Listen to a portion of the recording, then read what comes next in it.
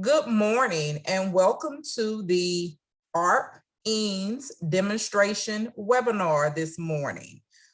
I am Kenya Jenkins with the Department of Education, and I just want to thank you for joining us this morning for this engaging and most important webinar.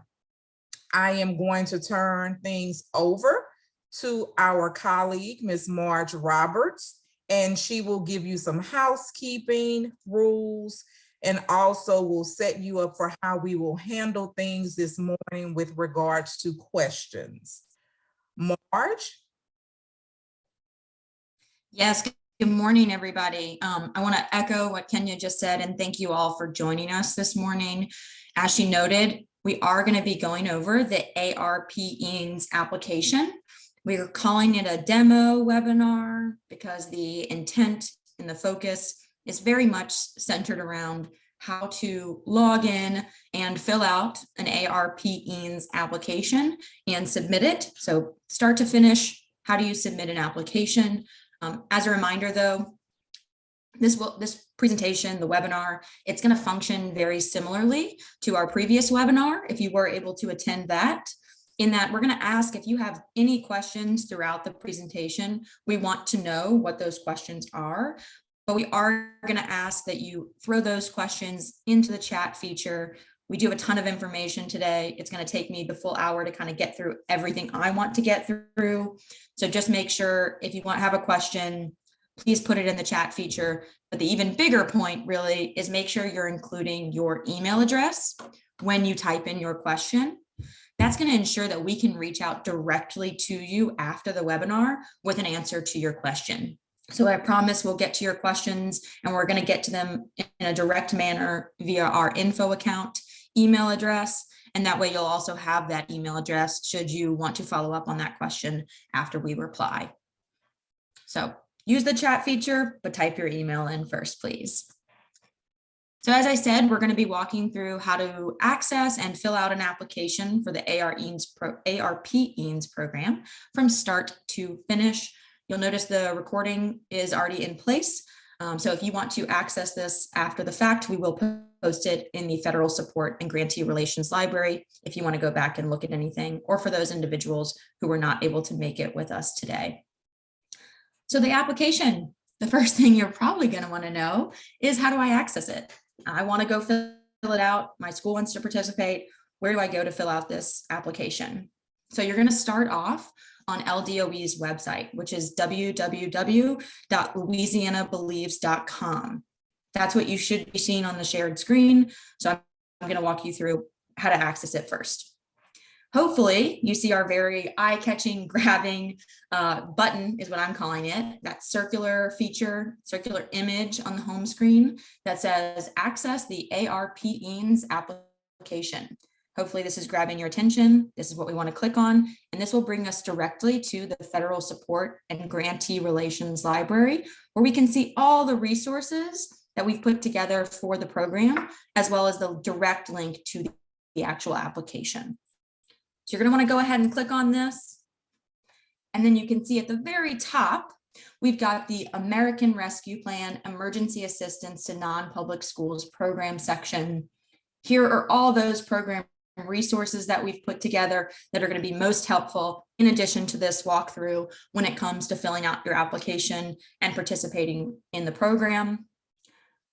I'll also point out that our program launch webinar, there's a slide deck that's available to you, as well as the recording. This is also where the recording of this demonstration will be located once it's complete.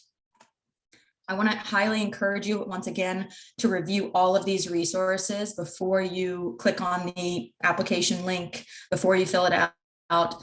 Obviously, you're attending today's demonstration, so that's the first step, but we do want to make sure you also go in and view these resources prior to getting started. So once you've reviewed them, you know all the information, you feel 100% ready to go fill out the application, you're going to click on the Access the ARP EANS application button. So it's going to bring you to this screen. I'm going to call it a landing page. And you'll notice it says, I've still got my Louisiana Department of Education EANS program up here at the top. I see it's for the American Rescue Plan application.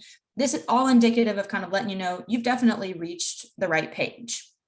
And once you're ready, click Apply Online. Now it is going to pop up with the sign-in page. And I do want to point out a couple things about signing in. So you see you've got an option to log in with your email address and your password. And you've also got an option to sign up. Obviously, if you've never logged into this portal before, or maybe you're someone who is filling out the application for your school, and maybe your school participated in Cursa EANS, but you weren't the person who filled it out, and you want to go ahead and create a new account. Basically, any new account set up, you're going to go to the sign up feature and follow the prompts to sign up in the portal.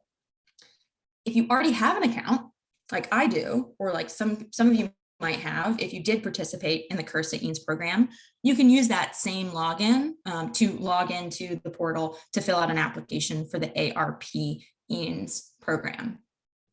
The third and final thing I'll say before I actually do go in and log in is, if you think you have an account, but it's been a while since you've logged in and you just can't remember your password, very similar feature to most things that you have an account for. You can click on the don't remember your password and it will prompt you to create a new password. So very easy feature just in case you can't remember that password. So I'm going to go ahead and log in to my account with my email and my password.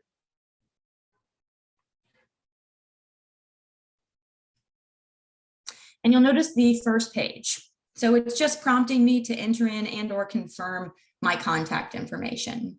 Now this information, as you can see, was already populated for me. I haven't entered in anything. You haven't seen me enter in anything. It's basing it off of how I signed up for the portal. So when you go to that sign up button and you create your initial account, that's where it's pulling this information. These are free text fields. You could come in here and say, well, I filled out my login with Margaret Roberts, but I really go by Marge, and that's how I would like to be referred to. So I can just change that here and say I'd like to move forward as Marge in this application. You can change any of these fields except for the one that looks a little different, which is the email address field. It's grayed out, already looks a little different. And you'll notice when I hover over it, there is a red circle with a line through it. You cannot change the email address because it's pulling from the email address that you use to log in. So that is one field that you're not going to be able to change within this initial confirm your contact information. And notice this is just my contact. I'm not entering in anything crazy, just entering in and or confirming all of my information. When I feel like everything is correct, I'd like to move forward to the next page. We've got a next button, very intuitive. You're going to be using this button a lot throughout the application. And when you click on the next section, or the next button, it brings you to the next section. Now, before I get into this particular next step, step 2, I do want to point out a couple of things really quick right off the bat. There are a couple of questions within the application that, depending on how you answer them, it will essentially change certain questions in the application. So if you say yes to this field, it might mean we ask you an additional question. But if you say no, we're not going to ask that additional question because it wouldn't apply to you. So the application is very intuitive, and it actually has fields that are very specific to how you fill out the application. So I just mentioned that to make sure that you should 100% be answering the questions honestly, accurately, and to the best of your ability to ensure we capture all the right questions related to your particular school.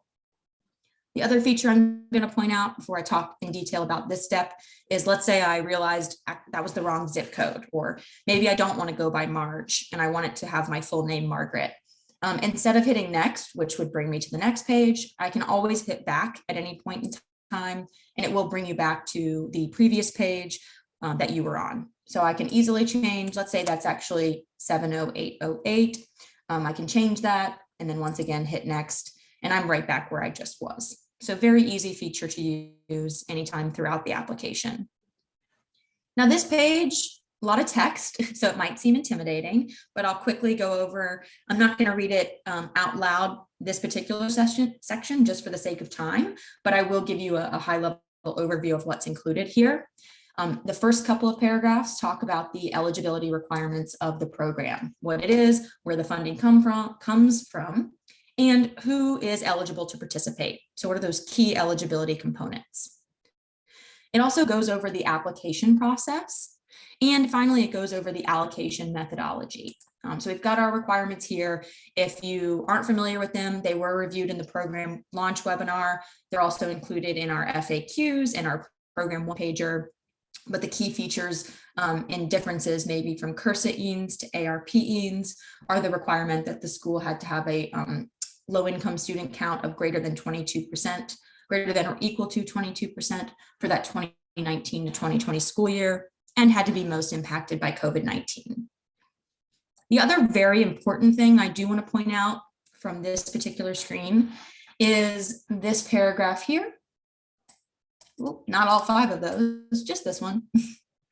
It says the ARP EANS program will consist of 1 application, emphasis 1, that will require a school to submit information required for eligibility, as well as details on the requested services or assistance. So that's a very important statement. If you're not already familiar with this feature, and if you were, kind of familiar with CURSA EANS, this program is slightly different. 1 application. I'll repeat that probably a handful of times, hopefully, so that everybody understands. 1 application. You're going to be entering in, I'm going to show you how to enter it in, questions about eligibility, as well as going in and asking for those future procurement requested items. So there is not going to be a second application where you come in and ask the program for all these items related to COVID for your school. That's in this application. So it places even more emphasis on making sure you have all the information about all the items your school deems necessary as it relates to COVID before you go in and fill out this application. 3 weeks from now, if you want to add something to it and you've already submitted it, you're not going to be able to. So make sure you talk to your teachers, make sure you talk to your principal, make sure you've got everybody on board with what it is you want to ask for from this particular program before you fill it out and hit submit. Related to hitting submit, you'll notice down here at the bottom in red and bold to kind of grab your attention, the deadline to complete the application is Monday, March 28th at 11:59 p.m. Central Standard Time. So you've got a little bit of time. But we did want to kind of point that out, as well as notate here at the bottom that if you have any additional questions, you can always email our ARP info account for any questions you might have. So once we've looked at this section, I feel very confident. I understand the requirements of the program. I understand that this is my 1 and final and only application. I'm going to go ahead and hit next. Now this section is asking about, it's labeled Part A, applicant information, but you'll see the first couple of questions we're really getting into the meat and potatoes of the school information. So you're going to come in here and enter in your school's name. This is a free text field. I'm just typing in test information for the sake of this demonstration. But again, free text field, you can just type in whatever is applicable. But I do want to already point out, when I come to site code, I see something different. I see this question mark. If you hover over any question mark throughout the application, it's what we call help text. It's just a little bit more information about what that question is really asking for, or how you're supposed to fill it out, or what to do if you don't know how to fill it out. So if at any point in time you see a field and you're not quite sure, you can hover over that question mark and see what information is there. And always you can email us if you still have questions. But for site code, it says, if your school has more than 1 site code, you must submit a separate application for each site code. So for example, if your school's junior high and senior high have separate site codes, you may submit 1 application for the junior high and 1 application for the senior high. All right, I only have 1 site code for my whole school, so I'm going to go ahead and enter it in here. Mailing address, this is for the school. I do want to point out for mailing address, we do, and if you hover over the question mark, it indicates this. We need the full mailing address up into including your 5-digit zip code. So again, free text field, it kind of expands as I text, so I can include in the whole address. And then this question says, is the school that's requesting services or assistance a nonprofit school? So that's kind of one of the first eligibility requirements, is that your school has to be a nonprofit in order to participate in this program. So if I select yes, great, nothing appears to have changed on the page. But if I do select no, notice some red text pops up. Red text is usually indicative of something important. We want to draw your attention to it. So it says, based on the response provided above, this school is not eligible to receive services or assistance from the ARP EANS program. The previous informational section of the application went over some of those requirements, one of which is having to be a nonprofit. So if you say no, we're just kind of drawing your attention to the fact that based on that response, it doesn't seem like you're likely going to be eligible. So helpful text throughout. For this demonstration, I'm going to answer yes, because I want to move forward with it and make sure that I've answered it to the best of my ability based on my test school. Now, the next question says, did you receive a notice of eligibility for the CURSA EANS program? I see a question mark. Let me go ahead and see what that says. If you're unsure as to how to answer this question, contact us.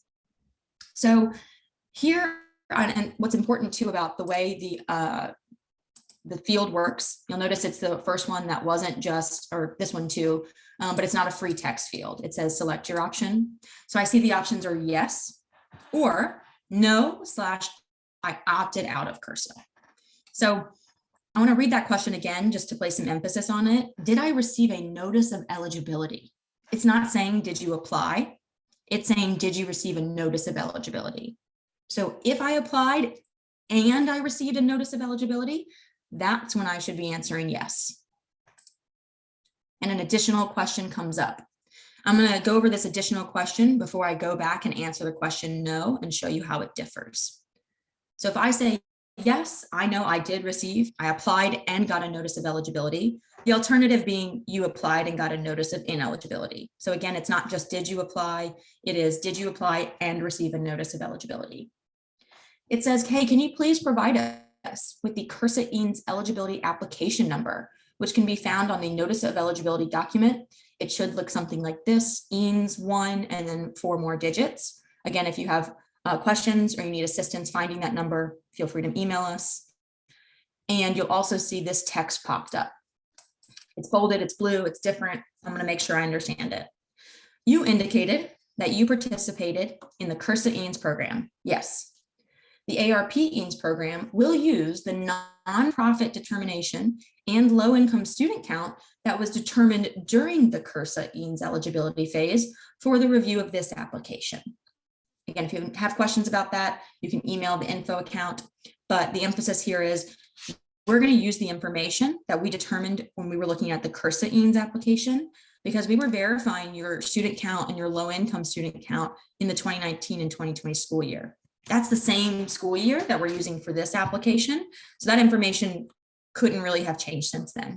So you will not be required to give us any documentation related to the nonprofit status or the low-income student count, because we're going to use the information from CURSA. So I know my 5-digit code, whatever it may be. You can also, again, free text fields if you want to type in EANS 1, 2, 3, 4, 5. That's my EANS EANS eligibility application number. But again, I want to point out, I said I was going to go back and change this to no. So these answers are, again, no, meaning I didn't, or maybe I opted out is one option. So I just opted out of CURSA EANS, didn't participate at all. Or no, so maybe that's the instance where you applied, but you got a notice of ineligibility. And if I select that answer, that question goes away. Because like I said, we need to answer these as they apply to your school so we can make sure we're getting all the correct information we need. And this one says, at the end of this application, you will be required to upload documentation as proof of your current nonprofit status. Okay, that's a little different than what it said if I said, yes, I participated in CURSA. Because when you participated in CURSA and you got a notice of eligibility, we verified that information. If you didn't, or you got a notice of ineligibility, we didn't verify that information. So we need to get it within this application. So it's just prompting you to understand what's coming next. I'm going to move forward with this application with the answer of no or I opted out. Now, the next section talks about allocation amounts. So it's giving you a high level understanding of the fact that preliminary allocation amounts were determined for any school where we had preliminary data showing that you had a percentage of students from low income families greater than or equal to 22% for that 2019 to 2020 school year. That spreadsheet is on the Louisiana Department of Education website. However, please note, each school's allocation amount will be recalculated and finalized based on the final list of eligible participating schools and the confirmed low-income student count data. That does not replace the fact that you will not be able to fill out a separate or application later when it's adjusted, or you're going to be able to fill out or edit your application later. So again, emphasis, fill out this application with anything and everything your school deems necessary as it relates to COVID. Even if you think it might go over your preliminary allocation amount, it's better for you to include it in it than to not include it and want to add it later when you're not going to be able to. So I'm filling this out and you're telling me there's a spreadsheet. And I also see that the first question says, is my school listed on that spreadsheet? So I'm going to go need to look at that spreadsheet. So I'm going to go ahead and click on, this is a hyperlink. You can go directly to it, or you could copy and paste the link that we've provided here. Brings me back to that Federal Support and Grantee Relations Library. And you're going to look for the ARP EANS preliminary allocation document. Go ahead and select download, and you'll see the preliminary allocation amounts. So let's say I was moving forward, that I was this first school. I am our Mother of Peace Elementary School. I see that my total preliminary, it's probably very small, I apologize. My total preliminary allocation amount is $582,429. So I know that's my number. I found my school on here. So I'm going to go back to my application and I'm going to say, is my school listed? Yeah, I found my school. My school was listed on here because we had preliminary data that showed you had a student count, or low income student count of 22% or greater for that particular year. So I'm going to say yes. And it's got some text that popped up for me. So let me go ahead and read that. It says, you've indicated that your school was listed on the preliminary allocation spreadsheet. Please enter the preliminary allocation amount for your school in the question below, A2.II. So that's the number I found, again, over here, total preliminary allocation, this column. I just copied it for ease of demonstration, and I'm going to go ahead and paste it here. The next question says, your school has the option to opt out of the ARP EANS program. Do you wish to proceed? Before I even think about proceeding, again, I do want to show you the alternative to the question here. If you say, nope, my school wasn't on there, I didn't find my school. Now we've got some more information.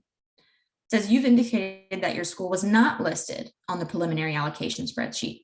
Therefore, a preliminary allocation amount was not calculated for you.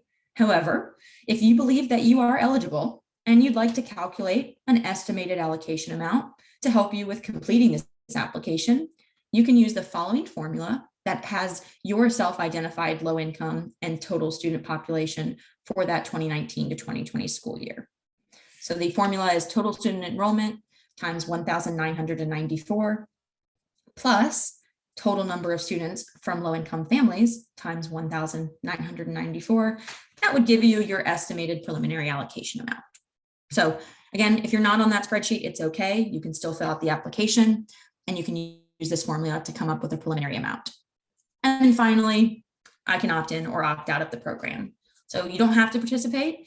It says, do you wish to participate in the ARP EANS program? Please note, if you select no, your school is indicating that you will not participate in the program. Your application will not be reviewed, and your school will not be allowed to re-enter the ARP EANS program at a later date. So I do want to move forward. However, what happens if I select no? Again, red text. Based on your answer, you're opting out. So if you were opting out and you select next, when you hit next, it brings you immediately to the end of the application to say, certify that you don't want to participate, and you're done. So if I hit next, because I'm saying I don't want to participate, it's going to do exactly what it said in the red text, and it's going to bump me right up to the certifications page to sign off and submit my application, indicating that I don't want to participate in this program. I accidentally selected no. Of course, I want to participate. So let me go ahead and use my back button that I know works really well. And I'm going to change that answer to yes. Red text goes away because it's no longer going to bring me to certifications. It's going to bring me to this page. Now, this is a page that was dependent upon a previous answer. So again, not all sections of the application apply to every school, because we noted earlier, if I participated in CURSA and I got a notice of eligibility, we're going to use your low-income student count as it was determined in the CURSA EANS program. But I said, no, I didn't participate in CURSA. So now we're going to get a little bit of information from me as it relates to my low-income student count for my school. The first question says, please enter your total student enrollment for the 2019 and 2020 school year. Let's say I had 100 students. Again, help text. It says that the ARP EANS program will use the final student enrollment data supplied by the non-public school for the 2019 to 2020 school year within the non-public schools data collection, NPS, to determine this number. So I've got 100 students, and then it says number or estimated number of students from low-income families enrolled in the school year 2019-2020. So two things I'm going to point out. Immediately, if you enter in a number here, let's say I had 10 students, there's this field down here that's gray. Earlier, gray meant I couldn't edit it. That's still true here. This is just a calculator that's showing you, hey, based on what you've entered, this is your percentage or estimated percentage of total students in the school who are students from low-income families. So it's saying if you had 100 students and 10 of them were from low-income families, that's 10%. If you were entering 54, that's 54. I picked obviously easy numbers. Let's say we had 250 students. Now you're seeing a little bit of the difference here. So we've got, let's say, 250 students. 68 of them are from low-income families. That's 27.2%. So it's just kind of, again, helping you figure out what your percentage is. We determined eligible schools must have a low-income student enrollment of greater than or equal to 22%. So if the percentage that's indicated in B4 here, that's just helpful information for you, is less than 22, your school is likely not eligible to receive services or assistance from the program. Please consider this as you proceed with the application. The other question here that's very important, and it's one that we've gotten a couple of times from schools, so I do want to be very cognizant of making sure everyone understands this. It says, please select the data source used to calculate the number or estimated number in B2. So how did I get to the number 68? And the options are, and this is the data and documentation that you can provide to support this: free or reduced price lunch data, low income survey data, E-rate data, or scholarship or financial assistance data. So I'm going to go ahead and move forward and say that we used free or reduced price lunch data in order to get our 68 number of low income students, a number of students from low income family. So I've answered all my questions here. My percentage looks to be greater than 22, so I feel good. I'm going to hit next. Now, part C asks about the impact of COVID. So in addition to having a percentage of students from low-income families that is 22% or greater, your school also has to be most impacted by COVID-19.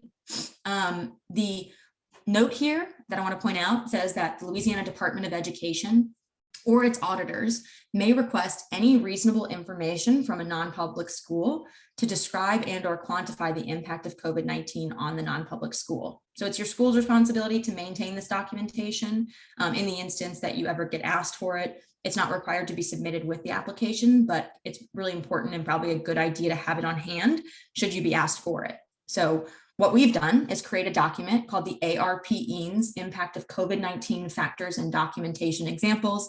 Whew, that's a mouthful, but it is in the Federal Support and Grantee Relations Library, should you want to download it. And it talks about the different impacts and the examples of documentation that you could keep on hand or have in the instance you selected one of the options. These are also replicated in the application. So I'm just going to point that out as well in the help text, my favorite feature. So each of these says some examples of supporting documentation could include, and then tells you what they are. Now, the options are loss of instructional time. Is that an impact from COVID that my school experienced? Social, emotional, or mental health impacts attributable to the disruption of instruction, loss of tuition revenue, decrease in enrollment, lack of capacity to provide remote learning due to insufficient technology support, learning loss attributable to the educational disruptions caused by COVID-19, lack of resources to address safety measures, or other. I can select the ones that impact my school. Let's say we had a loss of instructional time and we lacked some technology resources in order to provide remote learning. A question we got that I want to answer is that it does not behoove you to select all of these if all of these do not apply to your school. So selecting 5 doesn't make you more eligible than someone who selected 2. So do not answer this in a way that is not reflective of the situation on your school. Again, be truthful and honest, select the ones that apply to your school, and make sure you've probably got some documentation on hand just in case. The last thing I'll point out about COVID impact is if you select other, because we need to know what the other is. An additional question, C8I, asks you to please describe the other impact of COVID-19 on the non-public school. If I don't select other, that question isn't asked. So I've answered this question and I'm going to go ahead and select next. Paycheck Protection Program participation. So 2 questions here.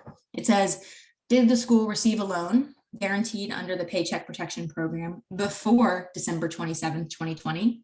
And then the second question says, do you affirm that the following is true and correct, which states that your school is requesting services or assistance and you did not and will not apply for and receive a loan under the Small Business Administration's Paycheck Protection Program that is made on or after December 27th. Very clear distinction. It's the on or after or before December 27th, 2020. This first question is asking, again, prior to December. If you say yes, it just says, what's that total amount? We're just going to try to verify it on our end. So if you did receive PPP money prior to December 27th, 2020, you're going to go ahead and enter it in here. However, if you say no, that question doesn't prompt you to enter in an amount because you answered no. This is the certification that you will not receive PPP money after December 27th, 2020. So is this true? Yes. If you say no, again, red text draws your attention. Based on the responses provided, the school is not eligible to receive services or assistance from the ARP EANS program.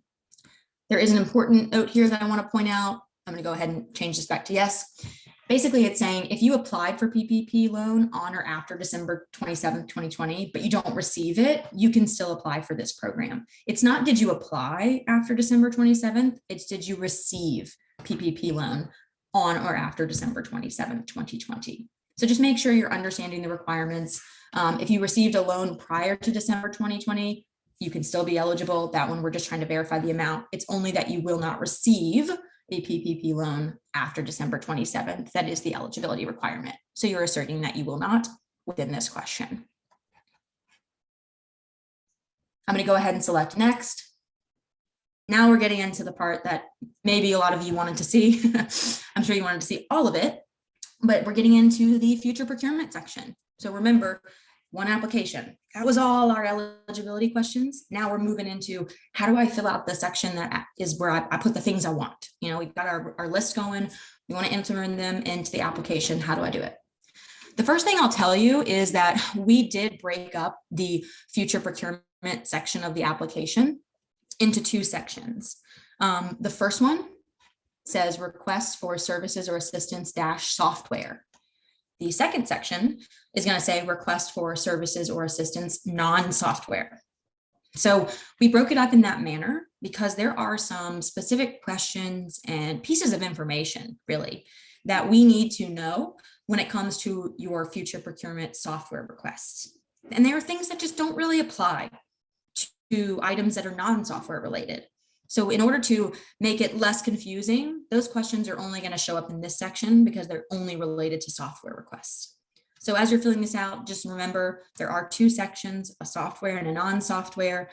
You're going to enter in the software, obviously in the software section, and the non-software in the non-software. Now, a laptop is non-software. We're talking specifically software, not like a technology physical like laptop. So just as you're going through this, make sure you are filling this out accurately as it relates to your school. The other thing I want to point out is it says all items requested as future procurement must be secular, neutral, and non-ideological. Be used to address educational disruptions from COVID-19, and be reasonable, necessary, allocable, and allowable.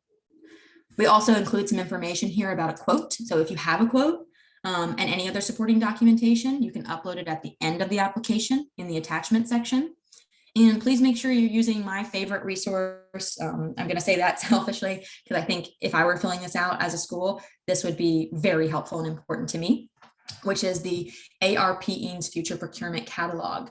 That is intended to help you fill out this section of the application. It includes a ton of information. It's got commonly requested goods, services, and assistance, as well as it lists out both state contract and non-state contract vendors. Please note, items from state contract vendors may result in a quicker procurement. However, you may request any and all items from any vendor that you are deem necessary that your school needs as it relates to addressing educational disruptions from COVID-19. This is just meant to help you and to kind of give you the caveat that these have kind of already been vetted, so they might result in quicker procurement if that's something that matters to you. So I'm ready. I understand, Margaret.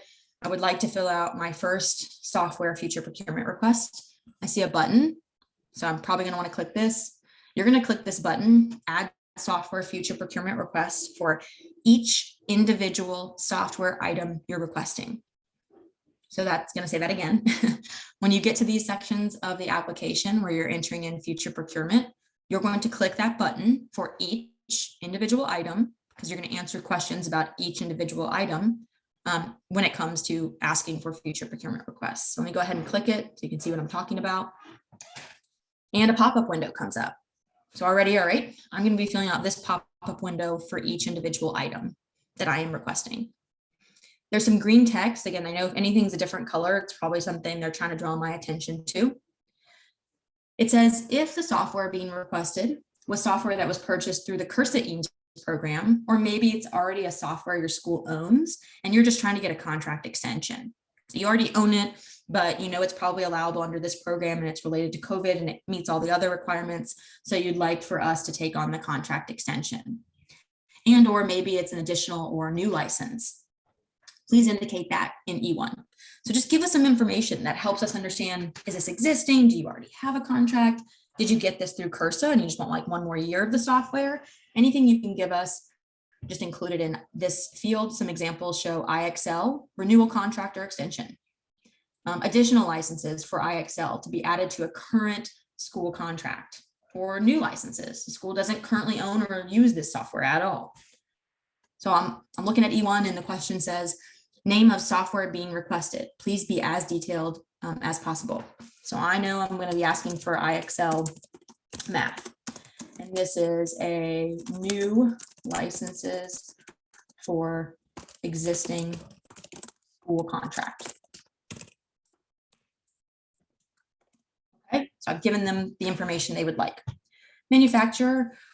So for for questions that have a little star asterisk next to them, those are required. If you do not see the asterisks, that means it's not required. So you may have some software where you have a manufacturer or specific thing that you need to enter in for some of these questions. So not all these questions apply to every single thing. So if it's not required and you don't think that is information you have related to this particular request, you do not have to enter it. I'm going to enter in IXL for my manufacturer. If it was a software where it didn't have maybe a manufacturer I needed to, outline, you can leave that one blank.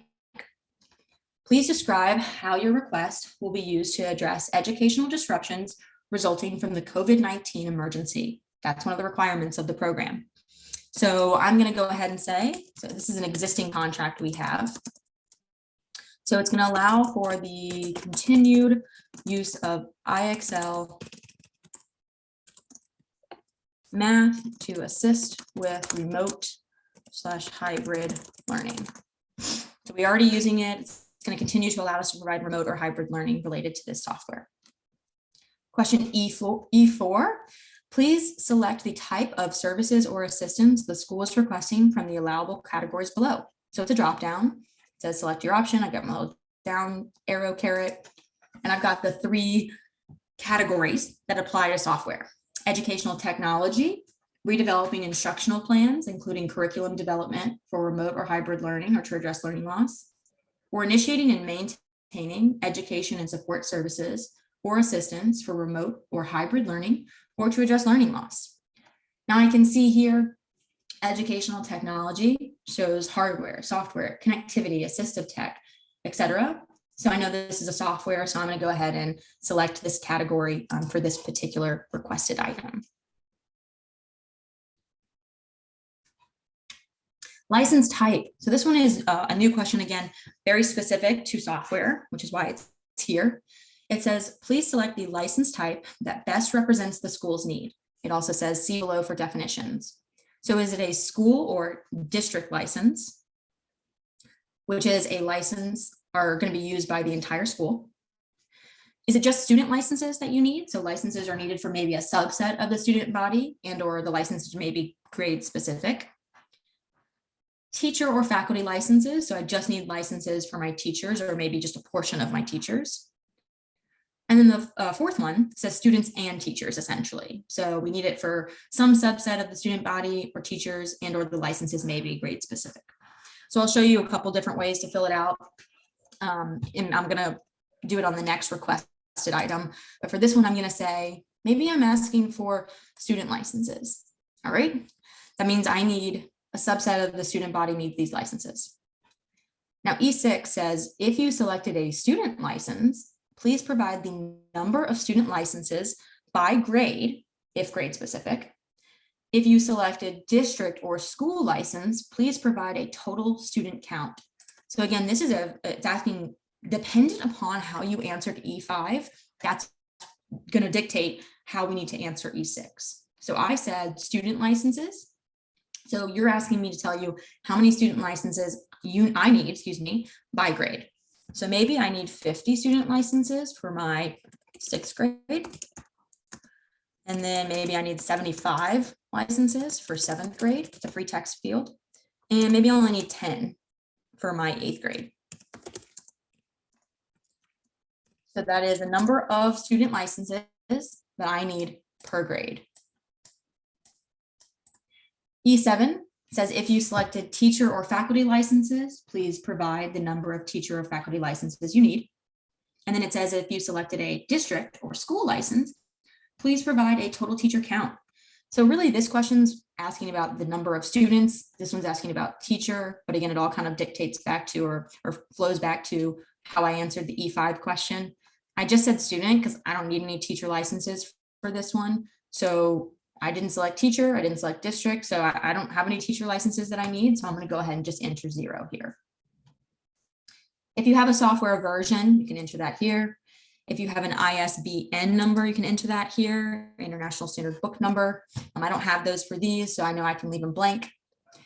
And then it says, is this a request for new software or the renewal of existing software? So again, that question that we kind of talked about up top, this is renewal of, or I said purchase of new software, renewal of existing software. If it is renewal of existing, let's say for argument's sake and how to answer the next 2 questions, that's what it is. It says, if the request is for the renewal of existing software, please provide the following information: school's account number, whatever it is, and the renewal date. So when is this set to be renewed? Maybe it's not till June 11th. You can, when you click on this field, a calendar pops up. You can use the arrows to go month to month.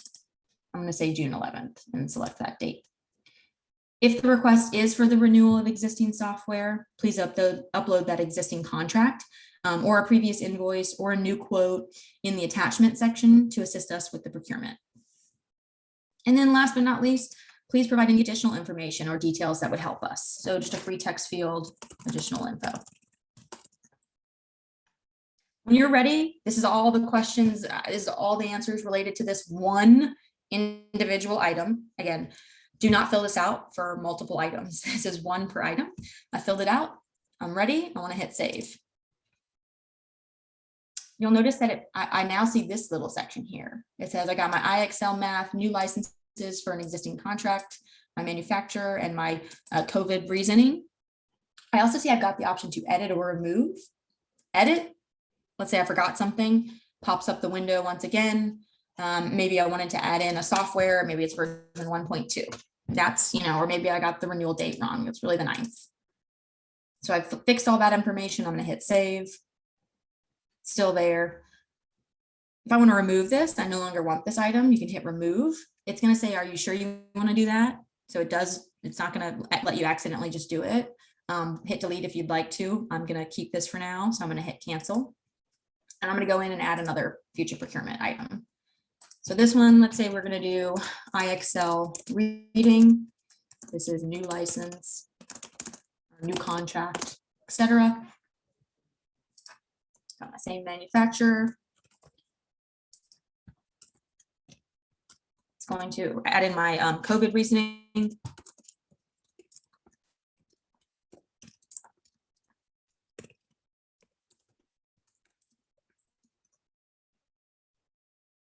Please select the type of services or assistance. Again, this is still a software. So I'm going to keep it into the category of educational technology. Now the license type this time, I'm going to go ahead and say this is student and teacher. So I do need both student and teacher licenses.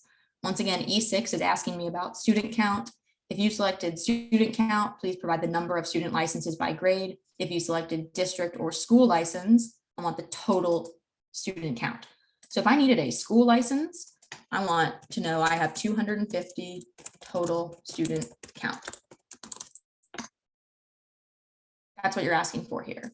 But if I said teacher and student, how many do you want per grade? 50, fifth grade again, et cetera, and so forth.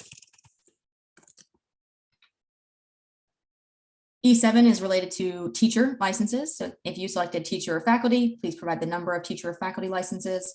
If you selected district or school, I want the total teacher count. This is just a number field because it's only going to be the number of teachers, either the number of teachers that you need licenses for, if you selected any variation of teacher faculty, and if you selected school or district, what's the total teacher count. So I selected student and teacher. So I don't need all of my teachers in my school is what I'm indicating. I just need, let's say my fifth, let's say we have 2 fifth grade teachers that need this. Version software, ISBN. This is the purchase of a new software. It's new. I don't have an account number or a license number or a renew date, and I don't have any additional information. So I'm ready. I'm gonna hit save. And I'm done. I only really want those 2 software items. Those are the ones I'm going to. It's being a little slow here. Hopefully it'll refresh in just a second. There we go. And now I see I've got my 2 future procurement software items. Let's say those are the only ones we want to get through.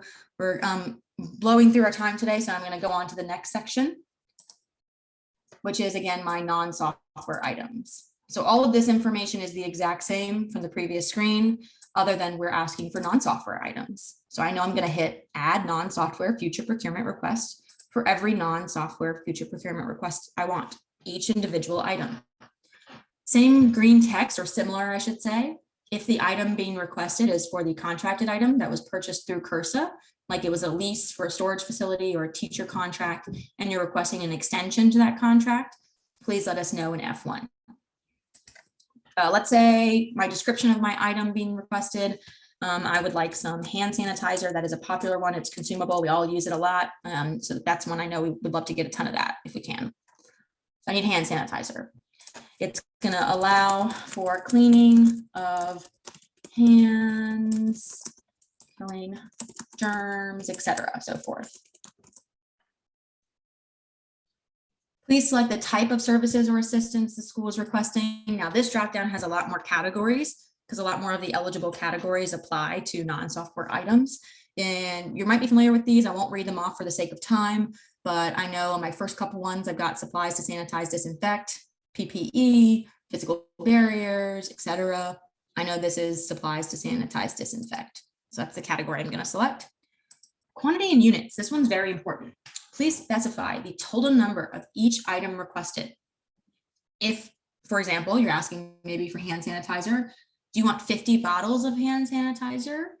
Do you want 1,500 individual gloves or 3 boxes of 500 gloves, 50 laptops? This is a free text field, which should hopefully allow you to be as specific as possible as to what you're requesting. Let's say I want 50 bottles of 16-ounce hand sanitizer. So I know 50 bottles, and I want each of those bottles to be 16 ounces. I'm being very specific. Brand, model, or type. maybe that's not applicable for you. Maybe you really want Germex, I think is a brand people like, maybe that's what you want. Size, if you're asking for gloves, small, medium, large, it's a children's size, stuff like that. For this one, you guess you could put 16 ounces if I hadn't put that up here, but I know I want 16-ounce bottles and I want 50 of them. If you have a direct URL, please put it here, to a direct URL to the item being requested. If there's a vendor item number, you can put it here. And once again, any additional information related to this request. So I've filled out all my questions. I think I'm good to go. I'm gonna hit save. Very quickly, I'll show you one more non-software future procurement request. Let's say, for instance, I was asking for desk dividers.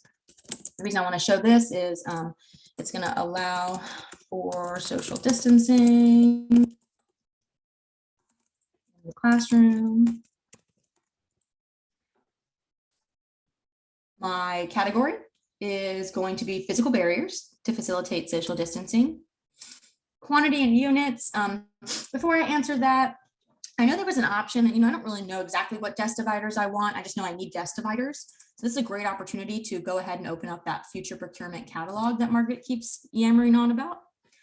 And, it's a pretty big document because they've given us a lot of info. Maybe I'll just do a Control F and search for dividers and see what comes up. All right, I know that's a commonly requested non-tech item. Okay, cool. Go to the next one. I see Office Depot shows that they provide desk dividers, and they've got one more. Looks like Granger provides desk dividers. I'm comfortable. I like Office Depot. I think I'm going to click on the hyperlink, which is why this is blue, and it brings me directly to Staples. I'm going to type in desk dividers because that's what I'm looking for.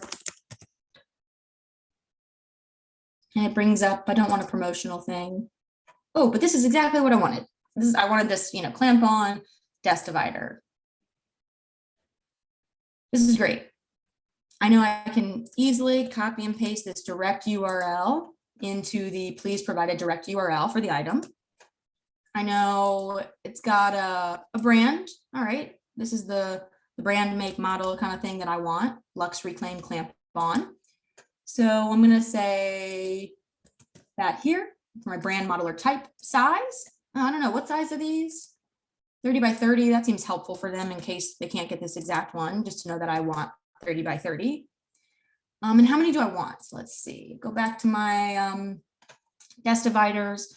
I see they're individual ones, great. Let's say I need 100 of these. I'm gonna say 100 30 by 30 desk dividers. Vendor item number. I gave you the direct link, so I don't know if you need it, but I do see there is an item number here. So I'll go ahead and provide that to be helpful. And any additional info. So really just showing you how to use the procurement catalog to assist you when filling this out. I think that's everything I really want. I'm gonna hit save. Let's say for this demonstration, obviously you're probably gonna want more than just that, but for this demonstration, I'm done. I don't need to edit any of these. I don't want to remove them. That's the only items my school needs, so I'm going to hit next. Part G, inventory and shipping. So you're going to designate a point of contact for the inventory handling of these items when we do get to the point of shipping these items to your school. So who is that person going to be? It's going to be me probably for this one. I want their full name, their email address, their phone number, primary shipping address. Again, very similar to last time. It expands as I start to enter it. I want the full address, including the 5-digit zip code. And this is where the items are to be delivered. Primary shipping phone number, it's still my phone number. I'm going to be handling all of this with the program. And are there any special shipping instructions? So maybe there's no loading dock available, so you want to let us know that for any big items. Liftgate truck is required. Deliveries received only between 10 and 2 p.m. So call my cell before delivery so I know you're coming. Any additional info, you can type it in here. There's also an option to add a secondary shipping address in the instance you need a secondary shipping address. It's all the exact same questions. I'm going to go ahead and leave that blank. We don't need one.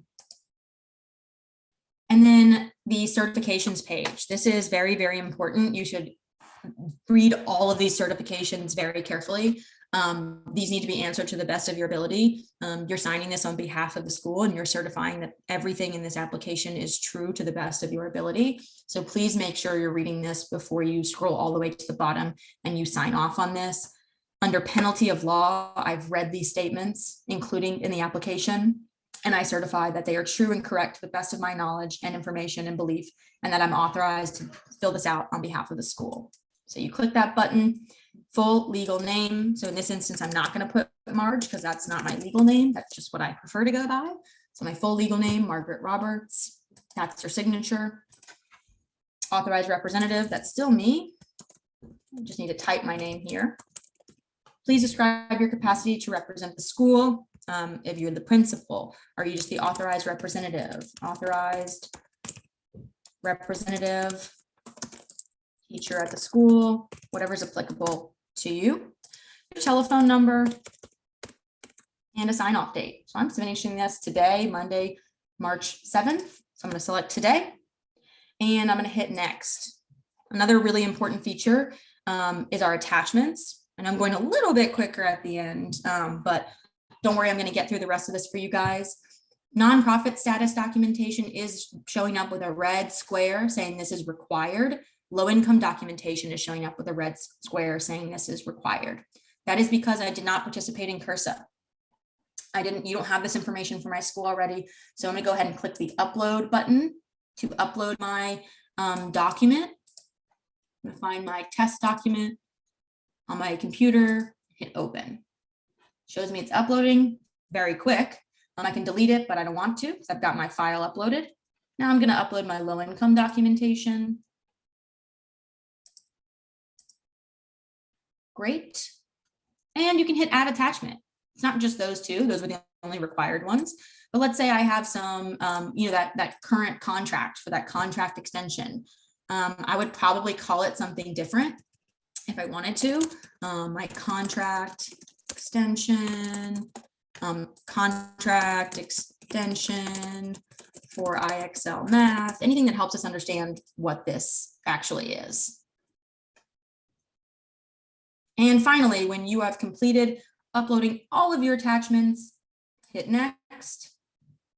This is also wildly important. Confirm your submission. This is everything we just went over, guys. Everything we entered is listed here. It's got the contact information, the overview of the program, participant information. This is an opportunity to review your application full scale.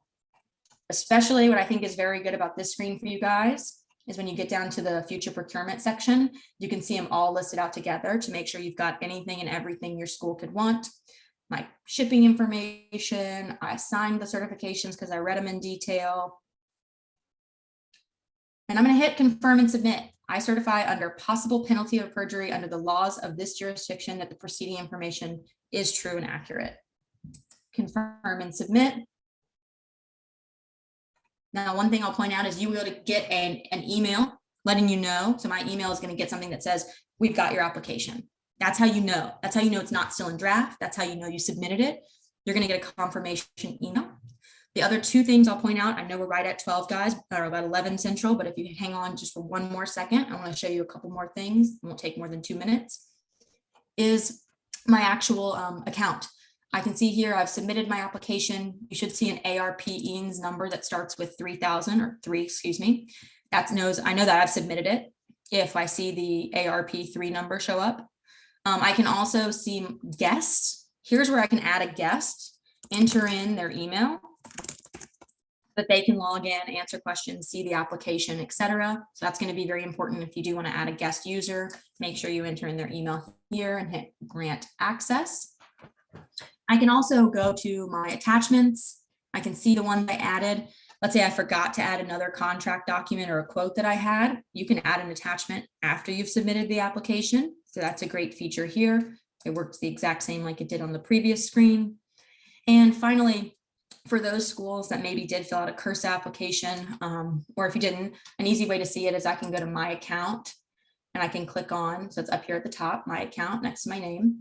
And then I can go to applications and I see my old CURSA application says completed, and I see my ARP application with the number that starts with 3, and it shows it's active as a status. Date created was March 7th, 2022. These are all drafts. You can see the status is draft. If your application, if you only see an application that says draft and you don't see one that says ARP3 with 3 more digits and it doesn't say active, that means you didn't submit your application. That means it's still in draft form. Because anytime you're in the application, guys, you can hit save draft and exit. That's what it does. It saved my draft and it exited. I didn't get all the way through that confirmation page. I didn't sign under penalty of perjury. I didn't do any of that. So it's still showing as draft, but I see here, this one is final and complete. So I know I've submitted my Cursor EANS application. Oh, excuse me, my ARP EANS application. I can see my old Cursor one, but this means I submitted my ARP one. That is going to round us out for today. I really appreciate you guys hanging on for after the couple of minutes extra. I'm sorry we went a little bit over, but as you can see, a lot of good information in the webinar today that's going to be important for you to make sure you understand how to fill out the application. I'm going to pass it back over to Kenya to round us out today, but I do want to again thank everybody for attending. Feel free to follow up in the chat feature with your email address or email us directly at arpinfo@ldoe-eans.com. Thank you, Marge, so much. You have given us a wealth of information today, and we just want to thank you for going step by step, showing our potential applicants how to apply for ARP EANS. We greatly appreciate this demonstration webinar, and we just want to let everyone know that we will get it posted as soon as possible, but it could take up to 3 to 5 days. But we're going to try to get it expedited so that we have it up at least by the end of this week, so that you all, if you need to go back through this webinar, as you begin to you'll begin your application, you will have an opportunity to do so. And as Marge showed you initially in the webinar, it will be housed in our federal support and grantee relations library with all of the other resources that are available to you. At this time, if you don't have any questions that you are putting into the chat along with your email address so that we can provide you a response, we ask that you just have a great rest of your day, and thank you again for taking time and joining us today for this demonstration webinar for our ARP EANS program. Thank you all so much.